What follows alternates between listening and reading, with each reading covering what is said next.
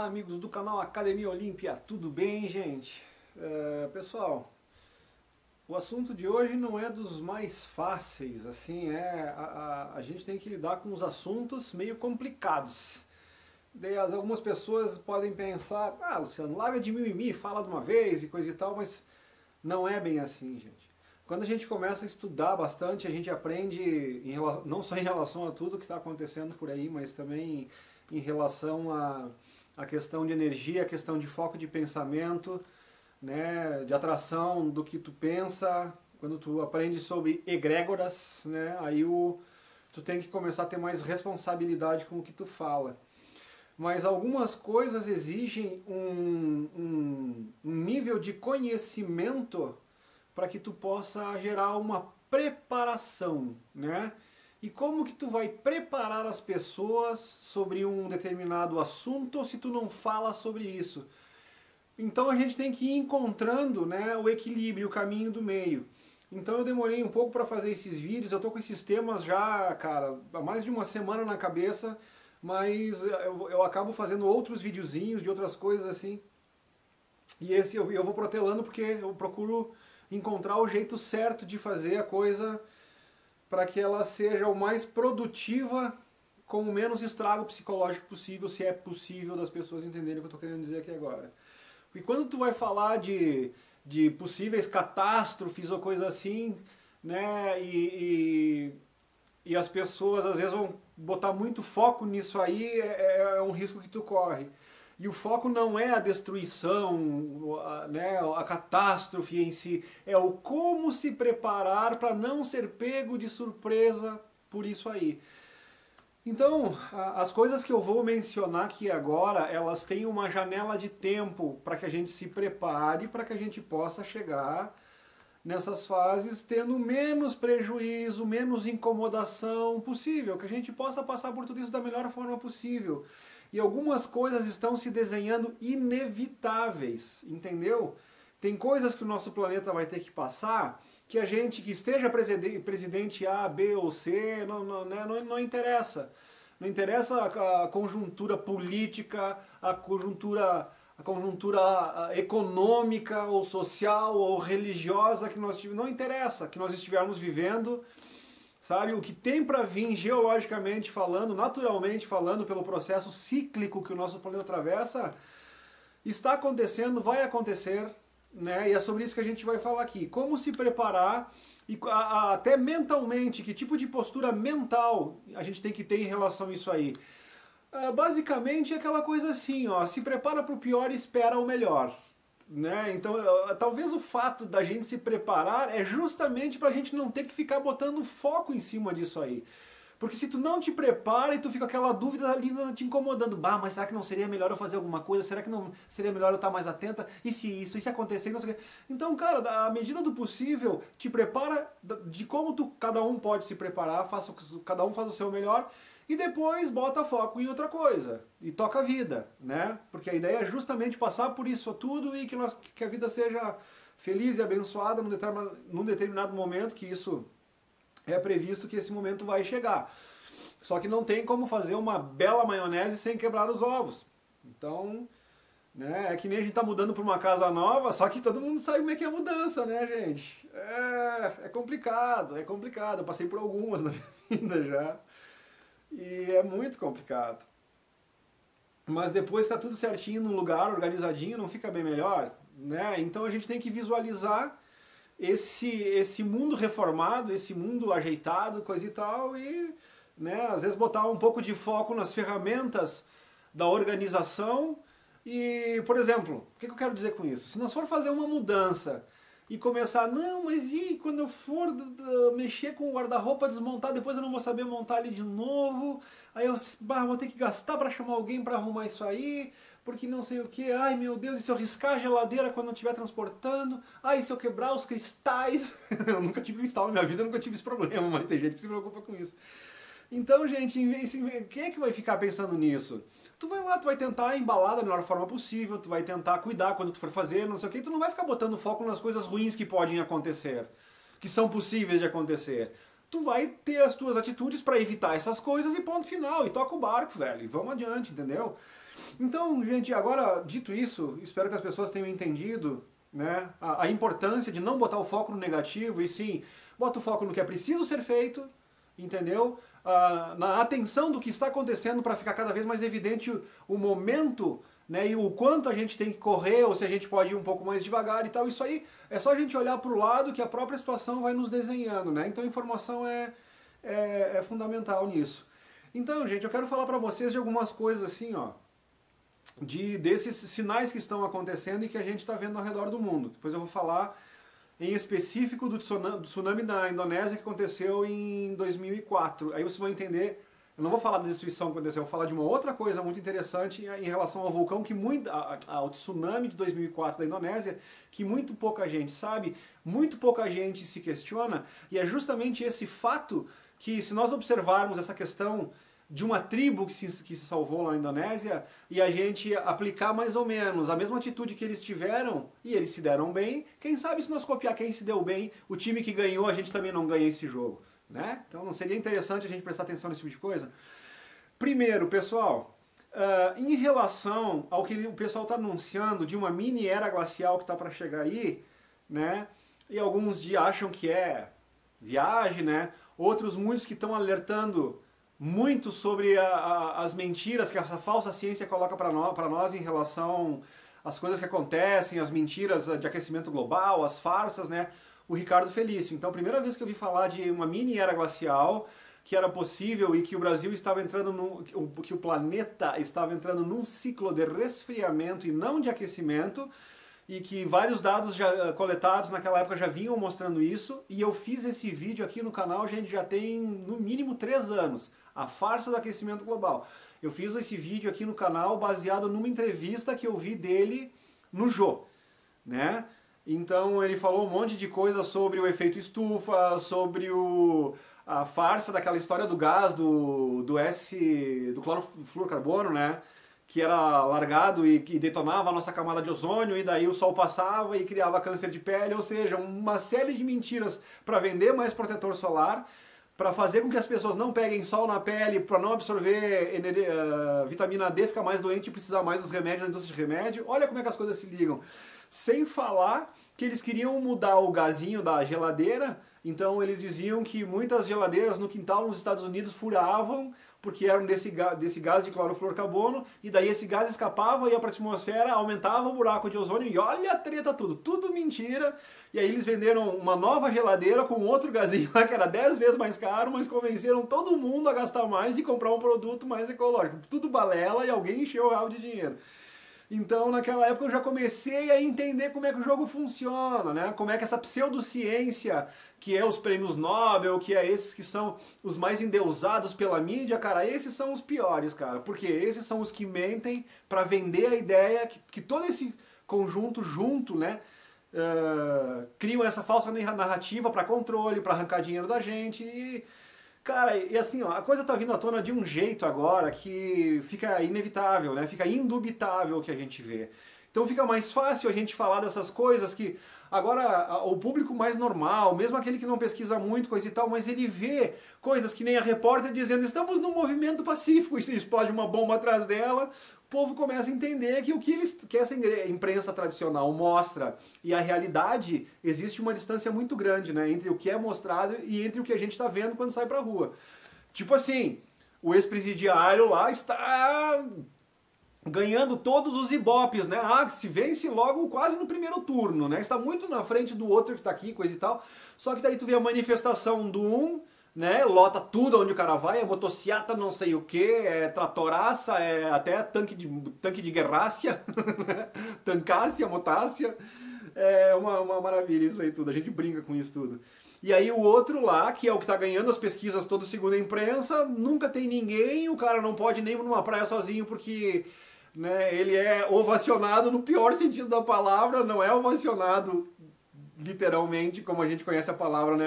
É ovacionado de jogarem ovo no cara, né? Olha que interessante isso, né? Deveriam mudar até o negócio ovacionado, né? Ovacionado, se alguém tem alguma dúvida, é quando alguém é aclamado, aplaudido, né? Foi ovacionado em pé, foi aplaudido em pé, esse tipo de coisa que eles dizem. Agora, quando jogam ovo no cara, é um tipo de ovacionação. Mas enfim, gente, né? E a mídia colocando, não, ele tá ganhando, tá ganhando. Então, juntam a mídia narrativa criando uma ideia de que ele tá na frente nas pesquisas, coisa e tal, e todo mundo tá vendo que não. Aí depois os caras vão lá, provam, que nem eu fiz aqui também há 3 anos atrás, ainda no tempo do nosso querido Ricardo Boechat, vai lá e tu coloca uma notícia onde tu diz que, olha, cara, foi constatado que a nossa urna é passível de fraude, não sei o que, vamos cuidar com as eleições. Falei isso há 3 anos atrás, quase ninguém falava. Agora tá todo mundo, não, a urna não é confiável, coisa e tal. Tu vê, a gente aqui no canal, a gente já enxergava algumas coisas um pouquinho antes da massa, né? Mas porque a gente também buscava um pouquinho mais. Às vezes a grande massa, o grande público, né? A coisa só vem quando fica grande demais, como não tem mais como esconder e tal. E alguns mais fuçadores, assim, eles percebem esses movimentos um pouco antes deles acontecerem. Mas o importante é que as pessoas percebam o que está acontecendo, um pouco antes ou um pouco depois. O que interessa é que nós todos juntos, percebendo essa realidade desse povo aí, né, mídia lixo toda junto, com essa falsa imprensa, com esse tipo de governante, com o que a gente sabe a nível de geopolítica, que tá, né, ou de exopolítica, que está acima ainda dos presidentes, aí a gente vai montando esse quebra-cabeça, né, gente? Então, por isso que eu digo, não dá pra gente confiar em nada do que a imprensa fala, por isso que o Ricardo Felício nunca vai ter espaço que foi o que gerou todo o nosso comentário, né? Nunca vai ter espaço nessa mídia aberta, nunca vão falar dessas coisas todas, e é por isso que nós, pesquisadores independentes, temos que achar essas coisas e tentar trazer pra massa. Ou a massa sobe um pouco de nível, no nível de onde eles estão buscando informação e começam a buscar uma informação de mais qualidade, mais compatível com o que os olhos deles veem, né? Ou vão ficar escravos dessa mídia, com esse lixo todo sendo empurrado goela abaixo das pessoas, né? E aquilo ali forma pensamento, gente. E se tu forma o teu pensamento, a tua ideologia em cima de premissas erradas, não vai dar resultado bom pra tua vida, legal. Não tem como, irmão. Entendeu? Então, ou a gente entende o que está acontecendo para nós ter uma atitude correspondente e adequada, ou, gente, estão tudo no mesmo barco. Esse negócio de ficar criando todo tipo de polarização possível entre raça, entre religião, entre tudo, entre política e coisa e tal, é só para separar, enquanto os mesmos mandantes estão lá nadando de braçada em cima da gente. E aí fica também, gente, um pouquinho dos níveis de conhecimento que a gente tem em cima dessas coisas. E aí não estou aqui julgando nem questionando ninguém, né? Mas tu vê que são níveis de conhecimento que algumas pessoas já perceberam algumas coisas, mas tem muita restrição a outras, muita dificuldade de entender outras. Então eu vi, por exemplo, eu acompanho muito o canal do Luiz Antônio Peixoto Vale, que é o Checkmate Global. E com tudo que a gente vem estudando, que eu venho estudando ao longo dos últimos 7 anos, né? Toda a parte assim que ele fala da política acima dos presidentes até a mão das cordinhas da marionete, ele vai muito bem, manda bem pra caramba, é exatamente aquilo ali, ele é muito atento aos movimentos, às analogias que ele faz do cavalo, da torre, do bispo, não sei o que, né? E caminhando pro checkmate, cara, é aquilo ali mesmo. É um grande nível de informação, né, que eu só acho que eu fiquei um pouco decepcionado na última live que eu vi com ele lá do Flávio Vale. Até então eu tinha acompanhado ele nos programas dele, eu nunca tinha visto ele fazer uma live tão aberto, aonde ele expôs um lado dele que eu achei um pouco difícil de lidar. Essa questão de quando tu diz, vocês não têm condição de entender, vocês não têm condição de compreender quem seria a mão que manda. Não, peraí, gente, aí eu acho que tu tá subestimando. Eu acho que tem muita gente que sabe muito bem quem é essa mão. E se o senhor, o professor, muito inteligente, muito perspicaz nas suas analogias, né? Mas porque ele não consegue entender a mão, e ele relata muito bem o jogo da mão para baixo, mas a mão é uma incógnita para ele não consegue falar sobre a mão porque ele não tem condição de entender e achar que ninguém tem condição de entender porque ele não entende, também aí é uma ofensa às pessoas que assistem o canal dele. Ele não sabe o nível de pesquisa, de conhecimento de cada um, e eu alertaria o senhor Luiz Antônio Peixoto Vale, que tem muita gente, claro que comparando com a massa mundial seria uma coisa ínfima, mas se for pensar a nível de pesquisadores independentes que já têm completa noção e sabedoria em relação a quem é essa mão, o professor Luiz, isso tem. E outra coisa que o senhor disse que foi um engano muito grande é dizer que não existe nenhuma literatura sobre isso. Isso nessa última live que o senhor fez junto com o Flávio do Vale. Que até o Flávio do Vale ficou meio constrangido no momento lá que ele falou, não, mas espera aí. Quando foi falado em extraterrestre, né, daí ele disse, não, mas... o Flávio do Vale disse, não, mas se essa mão que governa não está presente na Terra, ela é de fora, eu acho que cabe o termo extraterrestre. E aí foi desconversado, e essa história do professor lá, de vocês não têm condições de avaliar, vocês não têm como entender o que é essa mão, não é bem assim, não é bem assim mesmo. Né? A gente já falou quem são os dominadores do mundo, a gente sabe de onde eles vieram, a gente sabe qual é a intenção deles, a gente sabe por que eles estão tão brabinhos, por que eles têm que sair daqui. Né? A gente sabe quais são as literaturas. Então, quando ele fala que não tem nenhuma literatura, eu pergunto assim para o professor Luiz Antônio Peixoto Vale. O senhor já ouviu falar em Zacarias Sitchin?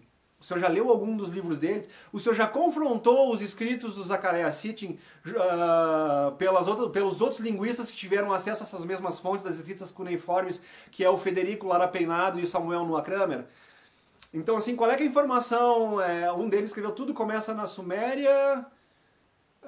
Eu não vou me lembrar direito, mas assim, procure esses né? O Zacarias Sitchin são vários livros que ele tem também, são vários livros.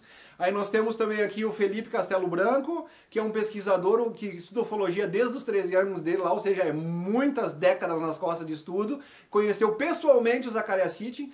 Né? Então, assim, o que tu sabe sobre os depoimentos dessas pessoas para dizer que não existe nada de argumentação, de literatura sobre esse caso?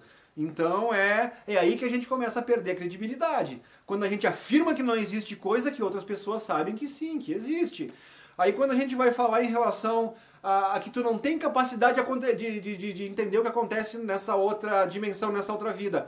Aí eu pergunto assim, o que tu sabe sobre o experimento Scully? Fartamente registrado em vídeos com vários cientistas, né? Cientistas de fora do projeto deles lá, Sandra Foy e Roger Foy, o casal, se não me engano, em Skull, uma pequena cidadezinha da Inglaterra, começam a fazer diversos experimentos, quando eles começam a ter resultados, eles começam a chamar cientistas de diversas áreas para presenciar os fenômenos e dar o seu aval.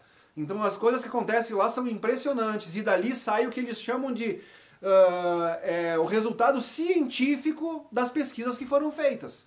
Né? Ou seja, tu faz o que é ciência empírica, como o nosso querido Guilherme Fius adora falar, ciência é empirismo. Então os caras foram lá, fizeram, parece que foram por... Cara, faz muito tempo que eu abordei, que eu estudei sobre o Projeto Scully, trouxe aqui no canal, mas eu não vou me lembrar direito, mas assim, foram longos anos. Pelo menos durante 3 anos, pelo menos, se não me engano, aí eu peço para quem já pesquisou isso, vem aqui nos comentários, Luciano, vou te refrescar a memória, isso é bem legal, né? Mas foram vários anos de pesquisa, assim, repetindo e repetindo e repetindo os experimentos, né? Com as orientações dos cientistas que vinham para contestar. Então, os cientistas desenvolveram toda uma metodologia, digamos, antifraude. Então, botaram uma mesa extremamente pesada que os participantes não teriam como movimentar a mesa. Tinha barreiras no pé da mesa, evitando que algum cara passasse algum objeto para outro por baixo da mesa.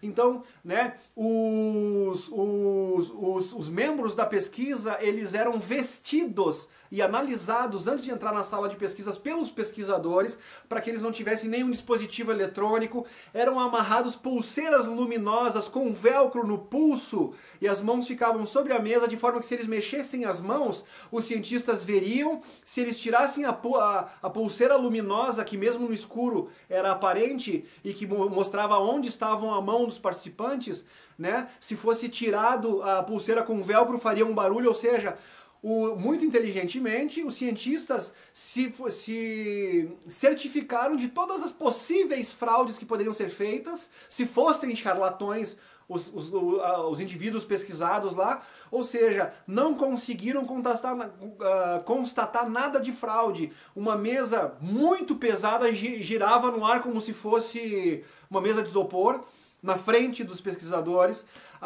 No momento que as coisas aconteciam, as mãos estavam sempre visíveis, né? Objetos atravessavam a mesa, bolas de luz atravessavam a mesa durante os fenômenos, de maneira que eles tinham construído a mesa e sabiam que não tinham nenhuma possibilidade de fraude. Ou seja, cara, vejam o documentário. Então, as pessoas que não têm conhecimento sobre esse tipo de pesquisa científica, e depois de tanto repetido e repetido e repetido, eles dizem, cara, a constatação científica pelo empirismo, pelo que a gente observou, é essa. O fenômeno é legítimo. Acontecem interações entre a terceira dimensão, que é a nossa física, e entre essa outra dimensão não física. Constatado por cientistas, avaliado. Então dizer que a gente não tem condição de entender, que não existe literatura, não vou nem entrar no mérito de Allan Kardec. Não vou nem entrar no mérito do Kardec. Tá? Então é muito leviano e acaba tirando a credibilidade.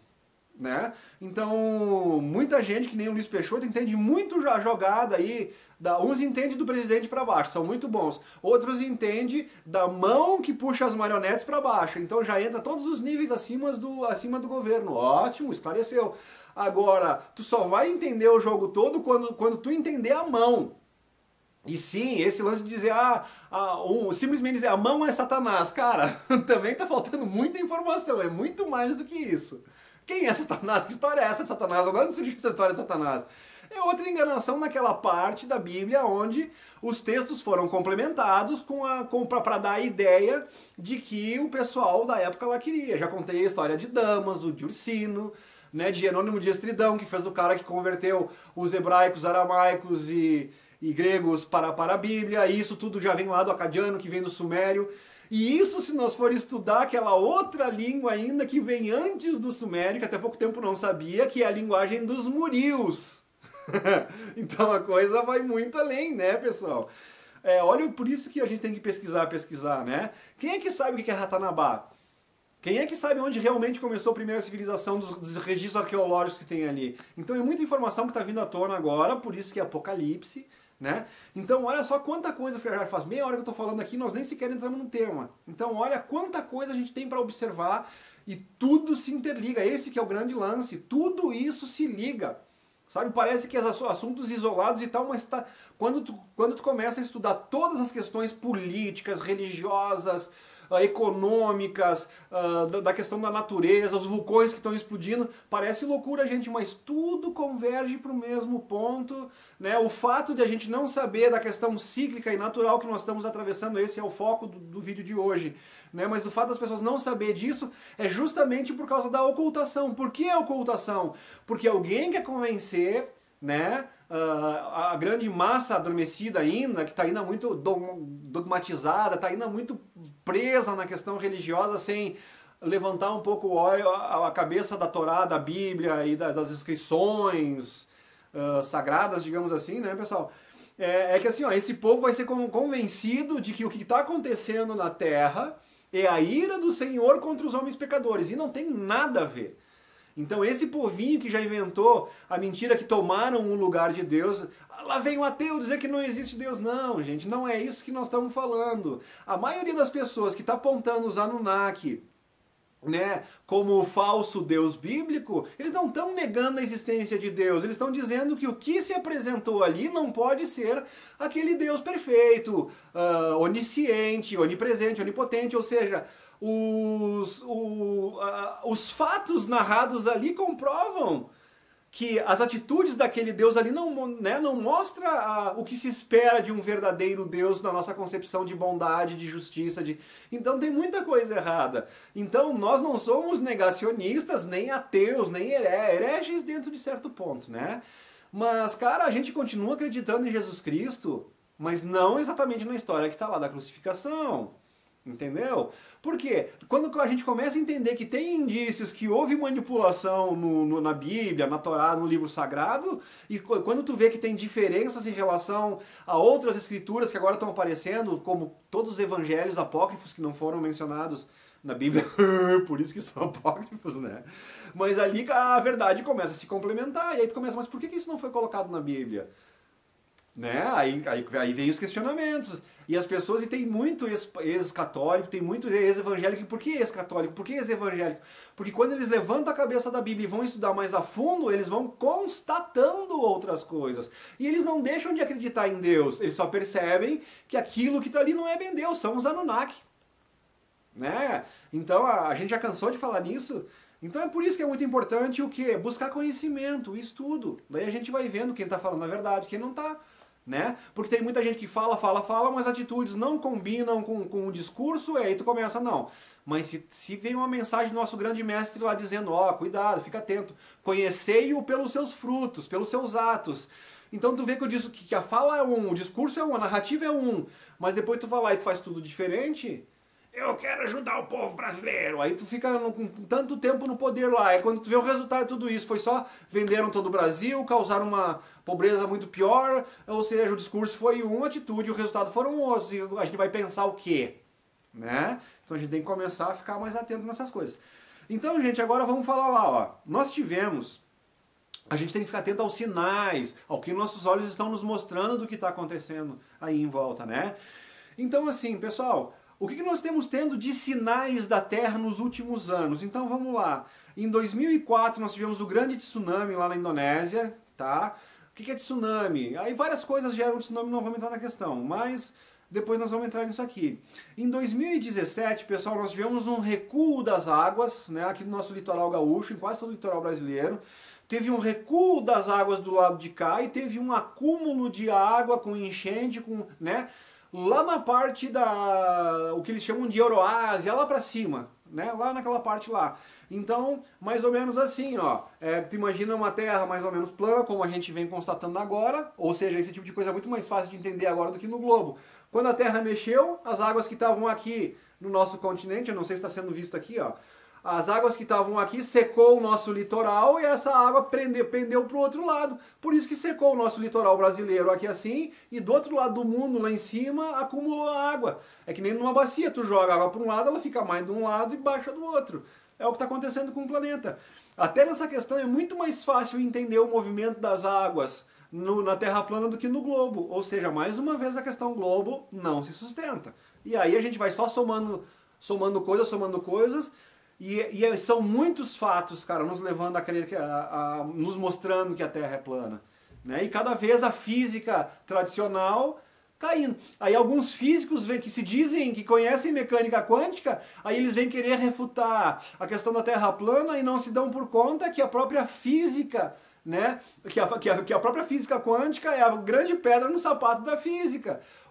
As leis da física tradicional, o que não consegue explicar é justamente quando começa a entrar a física quântica. Então alguém, que nem uma certa mocinha ali, vem se dizer perita em física quântica e não sei o que, e vem usando todos os argumentos da física tradicional que são derrubados pela observação da física quântica, aí fica difícil. Aí fica muito difícil, tu entende? E a gente tem que acreditar na narrativa dessas pessoas, né? Ou seja, os nossos olhos nos mostrando coisas diferentes toda hora e elas vêm querer convencer que nós não estamos vendo o que nós estamos vendo e que nós temos que acreditar no que eles estão falando. Fica difícil, fica cada vez mais difícil. Mas vamos adiante. Então, desses sinais, gente, nós tivemos também em 2017 um furacão em São Chico. Um vendaval, né? Um tornado, eles chamam de tornado. Aí são classificações diferentes, como se formam cada um e tal. Mas esse tornado em São Chico foram ventos de 100 km por hora. Agora eu vou fazer aqui um pequeno adendo em relação a como eu comecei esse vídeo e como é difícil falar sobre isso, e agora vocês vão entender o porquê que eu demorei. Eu comecei juntando imagens do tsunami da Indonésia, da destruição do vendaval que teve em São Chico, e a ideia era começar a dizer, pessoal, por exemplo, nós temos nessa situação que vai vir aqui ventos de 400 km por hora. A previsão, tá? Desse fase negativa que o nosso planeta está descendo, dessa onda moduladora que nós estamos surfando, digamos assim, que agora a gente começou a descer essa onda. E então eu queria fazer um comparativo. Se ventos de 100 km por hora fez isso em São Chico, o que esperar de vento de 400 km por hora, 4 vezes mais forte? Então era para as pessoas terem uma noção.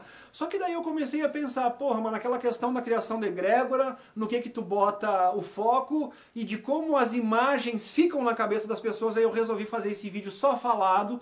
Eu reuni todas as imagens lá, mas não vou fazer essa montagem das imagens, que eu não quero ficar batendo na questão de destruição, eu não quero essa imagem negativa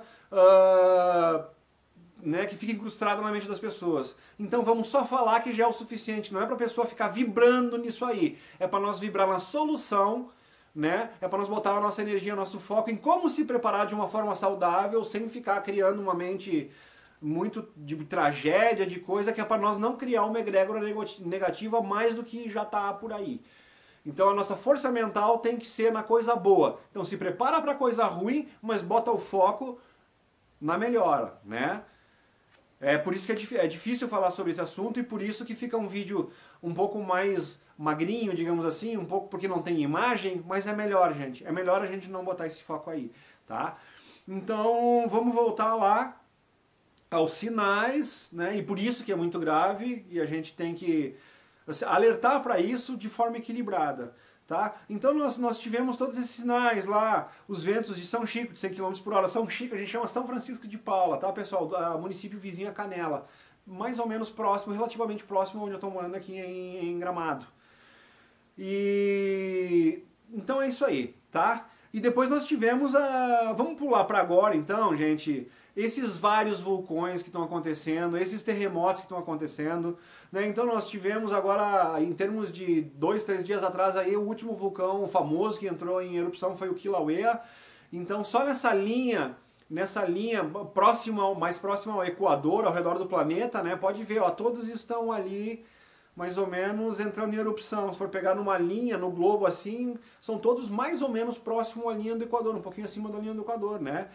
Na Itália, depois nas Ilhas Canárias, depois em Guatemala e depois o Kilauea, lá do outro lado, no Havaí, na outra costa americana, mas são todos mais ou menos alinhados nesse sentido, né? E aí algumas pessoas, não, tem relação? Não tem relação, porque um vulcão é lá, o outro aqui. Como assim? Se for pensar a relação, é o mesmo magma que está explodindo? Não, são regiões diferentes, mas a relação no sentido do movimento das placas que está gerando todos esses terremotos e vendavais, aí tem relação sim, não vê quem não quer. Então quando tu diz não tem relação, que tipo de relação nós estamos falando? Né? Então tem relação sim.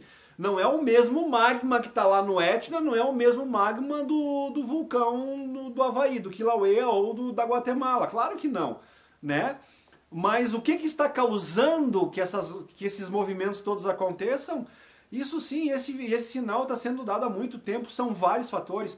Por isso, pessoal, que é muito importante, vocês interessados no assunto, que vocês vejam, né, quem ainda não viu, que vejam esses vídeos todos do professor Teodoro, um astrofísico, Teodoro Jimenez, junto com a Isa, da Isa Institute, vou deixando os links, estou deixando no final desse vídeo aqui já o link para vocês clicarem já nos vídeos deles lá, como eu tenho feito. Então é muito importante que a gente veja e reveja várias vezes, porque são muitas informações de astrofísica, do movimento solar. Então se a gente quiser ter um entendimento realmente, cara, é necessário, vão ser ali 8 horas, de 8 a 9 horas mais ou menos de estudo aplicado. Não, umas 8 horas mais ou menos, pessoal. A maioria dos vídeos é em torno de 50 minutos, algum pouquinho mais de 1 hora, então juntando todos, os 7, vão dar em torno de umas 8 horas de estudo ali, mais ou menos eu calculo. E aí se tu for voltando para tomar anotações e revendo diversos pontos, que às vezes são mais difíceis de complicar, isso vai resultar aí em umas 12 horas de estudo, mas é absolutamente válido e a gente começa a se situar em todas as questões que estão acontecendo para a gente realmente fazer um desenho do que está por vir. Então, o que eu estou querendo dizer é que essa mini era glacial, pessoal, é um fato, é cíclico, aconteceu outras vezes e toda essa leitura de consequências, né, das consequências dos fatos que já aconteceram nos leva a essa mini era glacial. Então temos que se preparar, gente. Temos que se preparar. A gente vai ter que imaginar um cenário aí, aqui. Gente, assim, ó. Imaginem o nosso inverno aqui, como nós tivemos esse último, que chega aí. Nós tivemos, parece que em Urubici, aqui na Serra de Santa Catarina, se não me engano, tivemos aí -8 graus no inverno passado. Há 2 invernos atrás. Nesse último inverno que nós tivemos agora, a gente teve uma nevasca aqui, a gente pode chamar de nevasca em Gramado, de flocos grandes, de acumular neve, que também fazia alguns anos que não se viam. Então, assim, ó, os sinais estão mostrando. Passo a passo estão nos mostrando que coisas diferentes estão acontecendo, né? E a nossa terra, sim, está resfriando. Por isso que a grande mídia ficou insustentável a questão do aquecimento global. Então não se fala mais em aquecimento global, se fala agora em mudanças climáticas. Só que essas mudanças climáticas, como estão vindo pela mídia tradicional, também não é verdade, também não estão falando. Da mesma forma como quando explodiu esse vulcão das Ilhas Canárias, não vai ser muita coisa. Então nas primeiras vezes tu via as pessoas filmando o vulcão e tu via a movimentação, tu via as vozes, tu via pessoas rindo naqueles primeiros momentos, tu via pessoas de uma certa forma descontraída. Por que tu não vê mais as pessoas rindo ao mostrar as imagens do vulcão? Porque se tornou muito mais feio do que era inicialmente, né? E aquelas pessoas que acharam que ia ser bobagem, que ia parar por ali, que não ia ter tanto problema e que agora perderam tudo, suas casas, né? Então como é que fica isso? Se o governo tivesse dito, não, gente, vamos ter um pouquinho mais de atenção, vamos evacuar toda a ilha de uma vez, será que teria tido tantas perdas como se está vendo lá? Mais de 1000 casas já foram atingidas. A previsão não era para chegar nesse ponto aí. E agora, para aqueles que tiveram as casas atingidas, como é que fica? Valeu a pena ter confiado na mídia tradicional? Se eles tivessem sido um pouco mais atento e se mexido um pouquinho mais, né, em vez de ficar confiando absolutamente na sorte, embora os sinais que estavam sendo dados era de que deveria haver uma preocupação um pouquinho maior, será que eles não teriam conseguido pelo menos reduzir os prejuízos? Reduzir as perdas? Então é disso que nós estamos falando. Se nós tivermos um olhar um pouco mais atento, se a gente fizer uma leitura um pouco mais dinâmica, buscar um pouco mais essa conjuntura de fatos, e aí vai demorar um pouco, são algumas horas de estudo, é um pouco desconfortável, tu vai deixar de ver a novela ou futebol, coisa tal, para ficar investindo em estudo, mas o que isso pode trazer de benefício, né, a cada um de nós que está aqui? E vamos deixar de ser um pouco egoísta e não vamos pensar, mas eu moro na serra, eu estou bem, eu não moro no litoral, eu não moro em São Paulo, que são as zonas que possivelmente vão ser afetadas, eu não moro no nordeste do Brasil, que provavelmente se der um tsunami um pouco mais grave são essas áreas a ser atingidas. Então isso não vai me atingir, tá tudo bem, tá tranquilo. E será que a gente não deveria usar aqueles que já perceberam o seu poder de discernimento, né? Aqueles que conseguiram perceber que coisas difíceis vão acontecer? Será que não deveria colocar a nossa inteligência, a nossa capacidade de cognição em ajuda, em benefício de os outros que têm um pouco mais de dificuldade de montar esse quebra-cabeça e enxergar tudo isso? Então aí fica a dúvida, né? Aí fica onde é que está o nosso altruísmo nesse momento, tá, pessoal? Então agora vamos falar da Indonésia. E por quê? Porque eu quero voltar lá para falar de uma tribo que lá foi estudado, foi levantado um caso que também vocês não vão ver na mídia tradicional. E se as pessoas não buscarem conhecimento por fora, esse é o tipo de coisa que as pessoas não vão saber, tá? Então houve naquela ocasião uma tribo que se salvou do tsunami. Ela saiu de uma área baixa, prevendo o que ia acontecer, e foi para uma área mais alta, e todos os membros da tribo passaram tranquilamente sobre essa questão do tsunami, tá, pessoal? Então assim, ó, o que aconteceu naquela época lá? Essa tribo, houve uma grande discussão entre os antropólogos e tal, porque alguns disseram que essa tribo era tão... Olha que ignorância de alguns antropólogos que mencionaram isso. Que essa tribo era tão primitiva, mas tão primitiva, que conforme as aves, os répteis, instintivamente, eles conseguiram entender que uma situação anômala estava acontecendo, os répteis subiram a montanha, os pássaros também começaram a voar de uma forma diferente, né? Então que essa tribo, por ser tão primitiva, os seus instintos animalescos foram que salvaram eles. E aí isso ficou em discussão, né? Outros antropólogos um pouco menos ignorantes disseram, não, mas acho que isso não bate muito, né? Essas tribos não são tão ignorantes assim e tal. Tem um conhecimento, não é um conhecimento científico de transistor, né, dessa tecnologia que nós temos, mas eles têm o seu conhecimento, então atribuir eles a tal qual animais irracionais que agem por instinto, fica meio pesado. Então por que a gente não vai lá e não pergunta para eles? Ainda bem que sempre tem os iluminados no meio desses pseudo-grupos de ciência, né? Sejam antropólogos, sejam arqueólogos, sejam... Porque tu vê de tudo, né? Tu vê de tudo. Não é um título que determina o verdadeiro grau de conhecimento de uma pessoa. Mas enfim, aí, graças à iluminação desse indivíduo que sugeriu essa... Por que nós não vamos perguntar para os índios? Lá foram e fizeram uma pergunta. E aí veio a surpreendente resposta. Os índios se salvaram graças a um conhecimento milenar que é transmitido dos anciãos para os jovens da tribo geração após geração, né, através de suas rodas de conversa ao redor da fogueira, né, onde em vez de ficar discutindo, né, quem ganhou o último BBB ou se o juiz roubou no campeonato, não, eles discutem a história passada de geração para geração. O conhecimento é transmitido, ou seja, lá se discute coisas que valem a pena ser discutidas. Tá, pessoal? E, enfim, não condenando quem gosta da discussão sobre futebol, né, sobre o BBB, mas ao que nos leva? Que tipo de conhecimento nos traz esse tipo de discussão? O que seria nesse momento mais inteligente de ser discutido? Então vamos lá.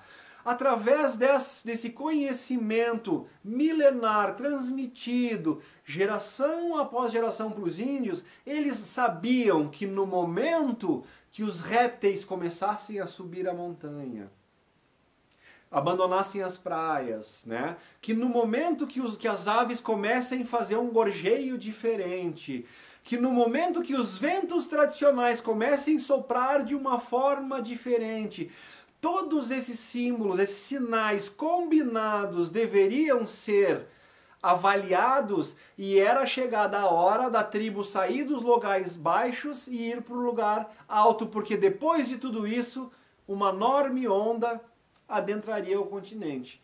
Então esses conhecimentos foram sempre transmitidos e no momento que as tribos perceberam que os répteis estavam subindo o morro, que os ventos estavam diferentes, que os pássaros começavam a demonstrar uma movimentação diferente, atípica do normal, todos esses sinais juntos eram o suficiente para ligar a sirene, o alarme da tribo, é hora de partirmos porque a onda virá. Então eles não precisaram esperar o sinal definitivo e indubitável que era aquele grande recuo das águas. Cara, se tu tá na praia e o mar desceu, tu não tem mais muito tempo para fazer nada a não ser correr com todas as pernas que Deus te deu, do mais rápido possível para o ponto mais alto que tu encontrar. Conforme a gente viu nas imagens da Indonésia em 2004, que eu queria pôr para vocês aqui, mas resolvi não botar, já expliquei o porquê, né? Então as pessoas procurando os lugares mais altos da construção, algumas pessoas desesperadamente tentando dar a mão para pessoas que estavam no andar de baixo e que não conseguiram, e as pessoas viram as pessoas ali embaixo sendo arrastadas, tragadas pela água. Isso é muito triste, por isso que eu digo, cabe a separação, é válido o aviso, é válido o alerta, gente, tá? Então assim, ó, as tribos souberam ler o sinal através do seu conhecimento, eles ouviram o conhecimento dos antigos que lhe foi transmitido, absorveram, se prepararam, se salvaram. Então agora nós temos diversos cientistas independentes corroborando essas informações sobre as antigas eras glaciais, sobre todos os sinais que precederam essas eras glaciais, que culminaram nessas eras glaciais. Pois bem, meus queridos, a gente está novamente, ao longo dos últimos anos, estamos obtendo todos esses sinais que precedem, que anunciam uma mini era glacial. Então a gente está vendo os ventos atípicos acontecendo em São Paulo nos últimos dias, com essas gigantescas nuvens de poeira, tempestades de areia em São Paulo. Duas aconteceram num período de 15 dias. Então os ventos diferentes, em locais diferentes, ou seja, coisas diferentes acontecendo, está prenunciando que coisas diferentes acontecerão, como uma mini era glacial. Então, gente, os vulcões, os terremotos, hoje nós estamos no dia, acho que hoje é dia 3, se não me engano, 3/10/21, e aí há 2 ou 3 dias atrás houve um terremoto aqui no Brasil que atingiu 5.7 na escala Richter, lá como eles falam, né? Aí não sei se Richter é por sotaque ou se é Richter porque eu não sou carioca, aí ficou difícil, né?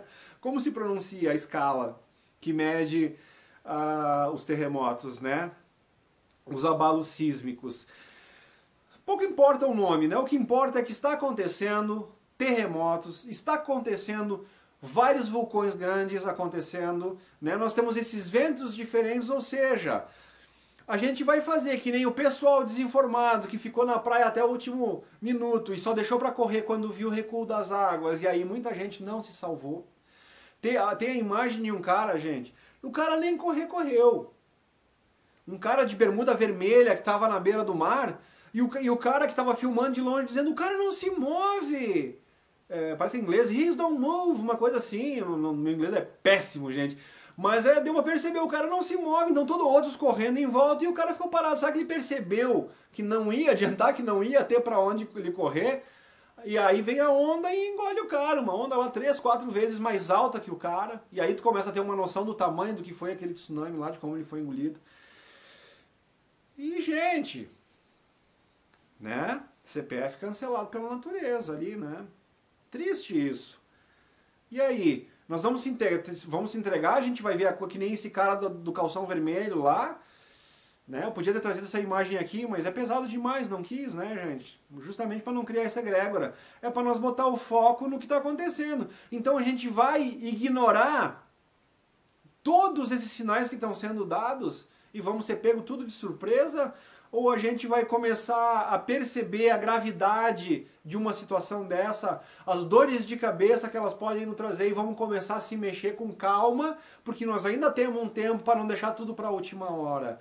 O que acontece com aqueles materiais que são fundamentais numa crise, quando chega na última hora e todo mundo quer correr e pegar tudo? Não falta no mercado? Os preços não vão lá para cima?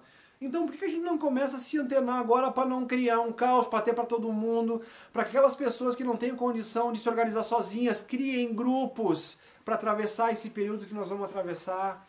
Então os sinais estão claros, não tem para onde correr. Então qualquer um que for estudar um pouco mais precisamente vai ver que o planeta está nos mostrando, né, que os cientistas todos de boa índole, da ciência alternativa, os pesquisadores independentes, que não dependem de fundo de governo, para depois ter que ir lá e dizer que o resultado da pesquisa é a narrativa do governo oculto aí, só para enganar a gente, para deixar todo mundo ser pego de calça curta aí. O que a gente sabe dos governos? Eles são do GO. O que a gente sabe do GO? A gente sabe as pedras da Geórgia. O que está escrito lá nas pedras da Geórgia? Que eles pretendem manter a população do mundo em 500 milhões de habitantes, contra os 7 bilhões que nós temos. Então, pessoal, eles querem tirar daqui... Porra, a ideia deles é tirar 90% da população. Alguns dizem que se eles conseguirem tirar 70% já está dentro dos planos deles. Mesmo assim, coloca 70% da população, gente. É muita gente, pessoal. Nós estamos chegando quase em 8 bilhões de habitantes na face da Terra. E os caras acham que pra eles a Terra ser boa, pra não ter essa montoeira de gente aonde eles vão, eles querem um planeta pra eles. Então é suportável na ótica deles, segundo está lá nas pedras da Geórgia, manter a população em 500 milhões de habitantes. Então a gente vê o que eles estão largando na atmosfera, a nível de chemtrail, a nível de picadinha, tá mais do que claro, né? É só ver lá o próprio criador dessa coisa, aí o Roberto Malone lá, que vem falando, vem gritando, né? E aí o pessoal do Pingo nos Is vem falando sobre a picadinha, sobre os riscos.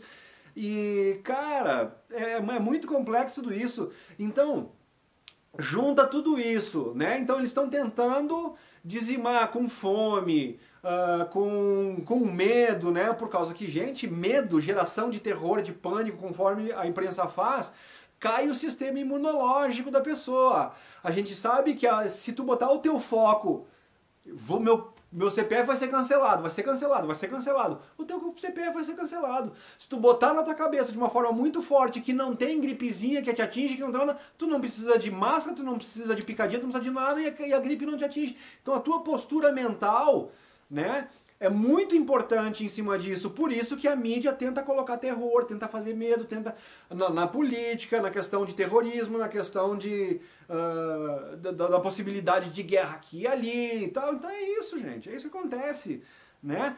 Então, nós estamos vendo todos os sinais sendo dados, sendo mostrados para quem está buscando um pouco mais, para quem pesquisa, né? Então a gente vê que uma mini era glacial é fato, se aproxima. Se nós imaginarmos aqui passar 3 meses, 20 abaixo de zero. Quem tem a oportunidade de vir passear aqui em Gramado e ir lá na Snowland, lá, dar dinheiro pro pessoal daqui para sentir frio, mas é uma experiência interessante no sentido de tu imaginar como seria tu passar esse mínimo de 3 meses. Então, tu imagina tu viver 3 meses sem água dentro da casa porque os canos estão congelados. Então começa por aí, né? Tu tem uma estrutura na tua casa para suportar um frio de 20, 25 graus negativos aqui no Brasil? Tu tem? Nós não num país tropical. Então a gente não consegue imaginar passar um inverno de 3 meses com temperaturas aí aproximadas de 20 graus negativos. Então a gente vai ter que se preparar para que tipo de combustível tu tem na tua casa, né? E se der uma pane na questão elétrica, se todo mundo, né, com a estrutura elétrica que nós temos hoje, todo mundo quis começar a aumentar muito o gasto dentro de casa com estufas, com chuveiro elétrico, com aquecedor elétrico, porque quase ninguém tem lareira ou sistema de...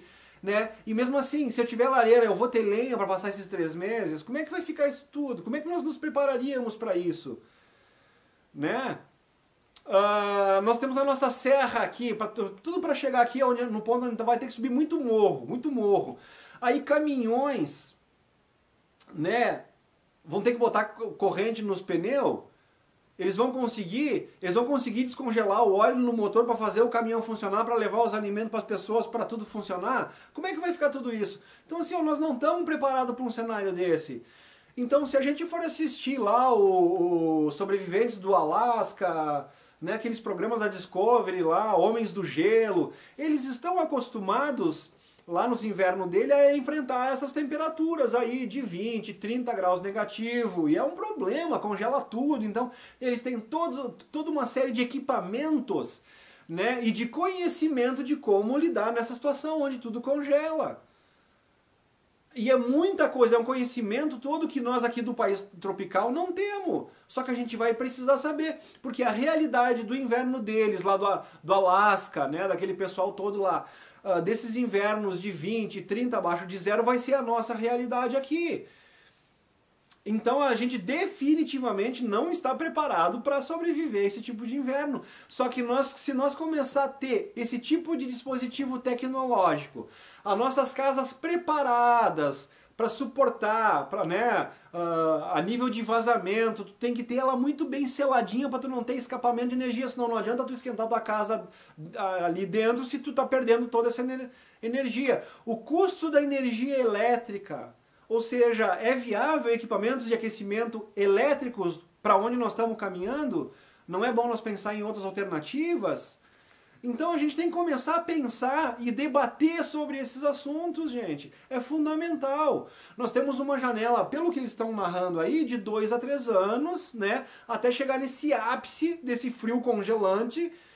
Então, se nós tivéssemos nos preparado, a gente vai poder comer legume, então vamos poder fazer conserva. Aonde essas conservas vão estar guardadas para que não congele tudo, para que cada vez que a gente vai querer comer um pepino congelado, uma cenoura que a gente botou em conserva, a gente vai ter que quebrar um vidro para tirar o congelado lá de dentro, a gente vai ter que gastar energia para descongelar, para tirar.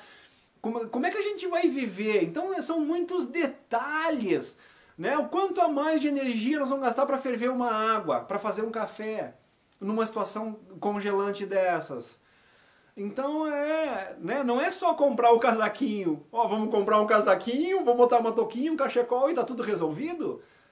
Né? Não é bem assim. Então, se a gente começar a trocar ideias entre pessoas que têm conhecimento, tecnologias, né? Aí a gente começa a se preparar melhor, a gente começa a pensar, será que vale a pena botar uma janela com vidro duplo? Eu tenho condição de botar uma janela com vidro duplo? Não, eu não tenho condição de mudar toda, né? Seria viável a gente pensar em alguma coisa comunitária no nosso bairro, né? Que a prefeitura nos ajudasse, que nós conseguisse fazer um buraco, por exemplo, né? Porque a gente sempre sabe que porão, onde abaixo da terra a gente consegue ter um controle melhor das variações de temperatura. Todo mundo que tem um porão na casa sabe que quando chega na hora de um inverno ou de um verão, né, muito intenso, no porão, por exemplo, na parte de baixo da casa, é o caso meu aqui no estúdio também, tu sofre as variações bem mais sutis. Então na parte de cima ela esfria ou esquenta muito mais depressa de acordo com as variações externas. No porão não, no porão demora 2, 3 dias, essa temperatura ela vai sendo trocada bem mais lenta. Então a gente aprendendo esses detalhes, observando esses detalhes, a gente pode ter um recinto, né? E aí talvez individual para quem pode ou comunitário para quem não pode, mas né, com uma grande lareira, com um grande estoque de madeira, onde vários grupos de pessoas se beneficiem, várias famílias possam vir se abrigar, né?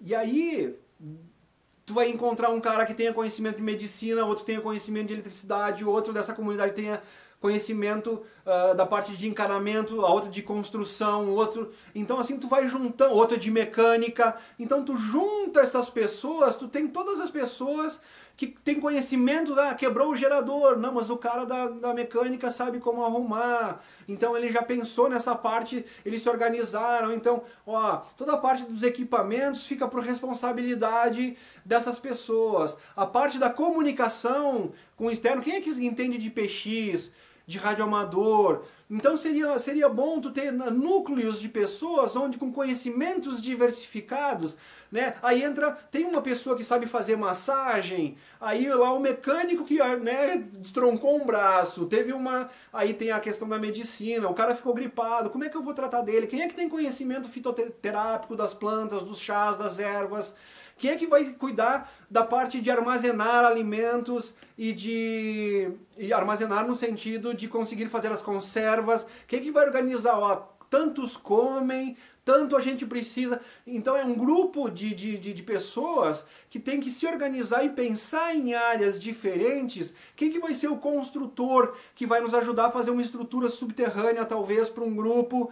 Né? Qual é a melhor forma de fazer isso da forma mais econômica e mais eficiente, caso a gente venha a ter ventos aqui de 400 km por hora, caso a gente venha a ter terremoto, quais são as áreas que serão mais atingidas e menos atingidas para a gente poder fazer essas alocações dentro do possível de forma mais consciente e segura.